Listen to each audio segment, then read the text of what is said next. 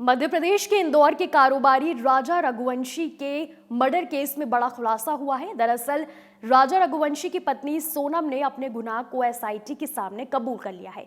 इस पूरे मामले में जहां एक तरफ बाकी आरोपी सोनम को इसका मास्टरमाइंड बता रहे हैं, तो वहीं दूसरी तरफ सोनम ने एसआईटी के सामने अपने गुनाह को कबूल करते हुए कहा कि हाँ, मैं इस पूरे साजिश में शामिल थी।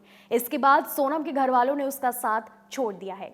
इसके अलावा आपको बता दें कि सोशल मीडिया पर एक वीडियो वायरल हो रहा है जिसमें सोनम के भाई जो हैं गोविंद, वो राजा रघुवंशी के परिवार वालों से मिलने पहुंचे हैं और उनकी मां से लिपटकर रोते हुए नजर आ रहे हैं।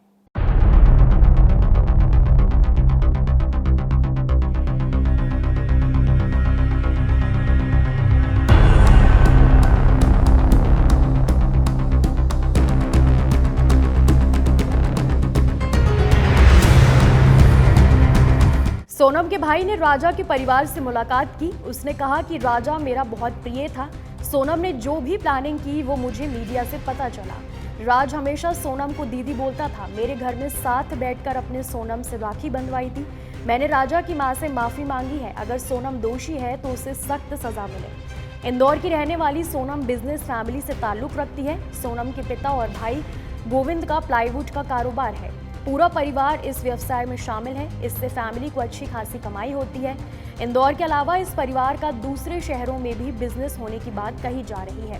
प्लाईवुड और डेकोरेटिव लैमिनेट बिजनेस अच्छा खासा चलने से परिवार काफी संपन्न है। सोनम भी परिवार के इस कारोबार में हाथ बटाती थी। वो खुद कंपनी में एचआर हेड थी। गौरतलब है कि इंदौर के राजा रघुवंशी की शादी सोनम से हुई थी और दोनों हनीमून मनाने मेघालय गए थे।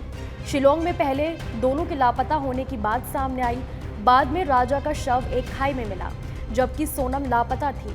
बाद में सोनम भी उत्तर प्रदेश के गाजीपुर में मिल गई। सोनम के मिलने के बाद इस बात का खुलासा हुआ कि राजा की हत्या की गई है और इसमें सोनम का साथ कुछ लोगों ने दिया है। पुलिस ने इस मामले में अब तक 4 लोगों को गिरफ्तार किया है। साथ ही मेघालय पुलिस ने वारदात के दिन की पूरी टाइमलाइन भी साझा की है। जून सुबह 5:30 बजे शिप्रा होटल से राजा, सोनम और तीनों किलर ने चेकआउट किया। इसके बाद सुबह 6 बजे सोनम और राजा ने चढ़ाई शुरू की। सोनम रास्ते में रुकी और किलर से बातचीत की, जिसमें राजा को भी शामिल किया। सुबह 7 बजे सोनम और राजा एक दुकान पर चाय पीने के लिए रुके। किलर भी आसपास थे। सुबह 10 बजे सोनम और राजा ने 2000 सीढ़ियां चढ़ी। एक टूरिस्ट गाइड ने उन्हें 3 लड़कों यानी कि किलर के साथ देखा, जिसका बयान पुलिस ने दर्ज किया है। दोपहर 12 बजे राजा की किलर से दोस्ती हुई। सोनम पीछे चलने लगी, जबकि राजा और किलर आगे थे। दोपहर 12:30 बजे सोनम ने अपनी सास को फोन किया, चढ़ाई और थकान का जिक्र किया। दोपहर 1 से 1:30 के बीच सोनम ने इशारा किया और विशाल यानी कि किलर ने पहला वार किया। दोपहर 2:15 पर सोनम ने राजा के फोन से एक पोस्ट किया, जिसमें दुख का जिक्र था, और फोन को खाई में फेंक दिया। दोपहर 2:30 पर राजा की हत्या के बाद उसे खाई में फेंक दिया गया। इस पूरे हत्याकांड के घटनाक्रम पर नजर डालें तो पता चलता है कि 23 मई को राजा रघुवंशी की हत्या हुई।